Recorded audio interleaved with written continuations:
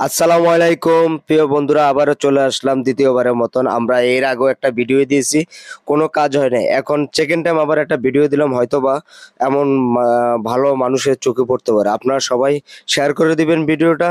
তবে এই মহাসড়কটা হচ্ছে ভোলা চরপেশন ভোলা মহাসড়ক, যেটা চরপেশন যাওয়ার পথে যে পাশে বাস স্ট্যান্ড আছে, পাশে আবার একটা হসপিটাল হচ্ছে। কিন্তু এই দুই পাশে ময়লা যেভাবে আবর্জনা হচ্ছে, এটা রোগ দূষিত, যে কোনো রোগ দূষিত হতে পারে। তবে ভিডিওটা সবাই একটু শেয়ার করে দেবেন। আপনাদেরকে একটু দেখাচ্ছি ঘুরে ঘুরে।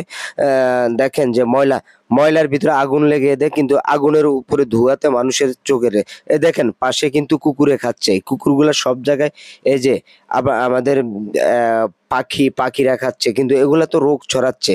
কিন্তু আমি মনে করি যে এটা যারা আছেন, কর্তৃপক্ষ যারা আছেন, তারা এটা দ্রুত ব্যবস্থা না হোক, যে যাতে ময়লাগুলা এইভাবে না রেখে একটু একটু অন্যভাবে করা যায়। কিন্তু দেখা গেছে এটা আপনারা হয়তো ভালো বুঝেন, তবে এটা কিন্তু মানুষের জন্য অনেক খারাপ। রোগ রোগ ছড়াচ্ছে, দূষিত হচ্ছে, অ্যাক্সিডেন্ট হচ্ছে।